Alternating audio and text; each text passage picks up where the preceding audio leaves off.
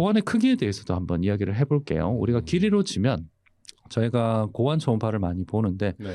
고환 초음파를 봤을 때 장축, 우리가 길게 본 길이 이 장축을 봤을 때 4cm가 넘어가면 네. 한국인으로서는 크기가 좀 큰 편이네. 음. 가끔 5cm가 넘는 분들도 있습니다. 그렇게 고환이 크면 좋을까요? 뭐든 크면 좋지 않을까요? 5cm가 넘어가면 네. 사실은 다리를 꼬면 이제 밖에서 좀 보입니다. 보노보노 빛. 네. 예.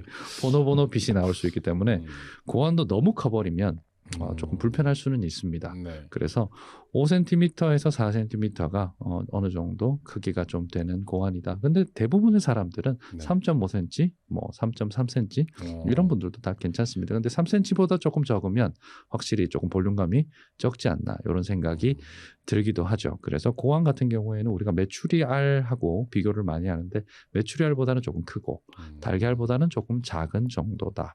이렇게 생각을 하시면 되겠습니다. 아까 제가 높이 차이에 대해서 이야기를 했었잖아요. 네. 높이 차이를 이야기를 했었는데 고환은 높이 차이만 있는 게 아닙니다. 크기 차이도 있을 수 있죠. 네. 네, 크기도 다를 수 있습니다. 네. 자, 몇 %까지 두 고환이 차이가 나면 이상일까요? 자, 한쪽이 1이다. 그럼 반대쪽이 몇이면 문제가 될까요? 5 이하면? 한 30% 이상 차이가 나면 문제라고 얘기를 해요. 50%라고 생각하면 꽤 큽니다. 그 차이는 꽤 크기 때문에 네. 30%만 해도 육안으로 달라요. 근데 우리가 3차원 축으로 재가지고 고환 크기가 30% 이상 차이가 나지 않으면 거기다가 고환 실질에 큰 문제가 없으면 병이라고 얘기는 하진 않는데 네. 그 이상의 차이가 난다. 그렇다면 이제 뭔가 고환에 문제가 있을 수 있다라고 판단할 수가 있는 거죠. 그래서 고환 크기를 봤는데 한쪽은 크기 커져 있고 한쪽은 작다. 그럴 때 30% 이상 크기가 차이가 난다.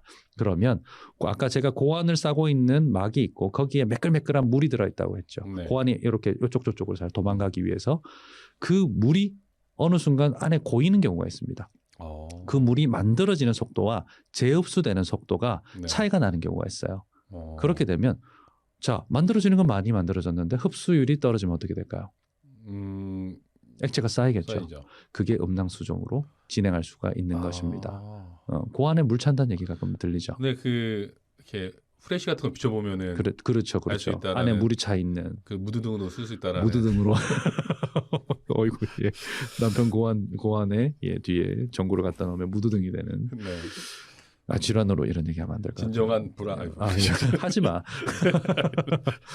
자, 여튼 일단은 음낭 수종이 생기게 되면 이제 그 속에 있는 막을 재배치해야 되기 때문에 수술을 해야 돼요. 왜냐하면 한쪽이 너무 커지기 때문에 네. 생활이 좀 불편합니다. 한쪽 고환은 아까 말한 것처럼 뭐 메추리알보다 조금 큰데 한쪽 고환은 주먹만하다. 이러면 돌아다니기 좀 힘들겠죠. 고환이 커진 게 아니라 고환을 싸고 있는 막에 물이 고이는 거니까. 저는 그 물이 하나의 주머니인 줄 알았습니다. 네. 그러면 서로 꼬이죠. 서로 꼬일 수 있죠. 그렇구나. 각각 놔둬야죠. 왜냐하면 아까 얘기했잖아요. 에반게리온처럼 등에 전선이 꼽혀 있다고. 그럼 전선이 꼽힌 애가 둘이 달랑달랑 같은 공간에 있으면 어떻게 된다? 둘이 꼬이죠. 네. 망하는 겁니다. 네. 여튼 고환이라는 녀석은 그렇게 크기 차이도 문제가 될 수 있으니까 높이 차이가 고환 하나 이상 차이 나면서 하나가 0 위쪽에 있다. 그럴 때는 병원으로 가보는 게 좋고 고환의 크기 차이가 30% 이상 난다. 옛날엔 나지 않았는데 30% 이상 차이가 난다. 이럴 때는 물이 고인 것일 수도 있다. 때로는 고환 자체에 이제 염증이 생기면서 그때는 아픕니다. 만지면 되게 아파요. 안 아프면서 커진다. 그건 음낭수종 쪽. 네. 만지면 손도 못 대겠다. 근처에 사람만 와도 막 놀랜다. 이러면 이거는 염증이 생긴 거니까 빨리 병원에 가야 되죠. 그러니까 그럴 때는 이상이다 아니다 판단해 보면 되겠습니다.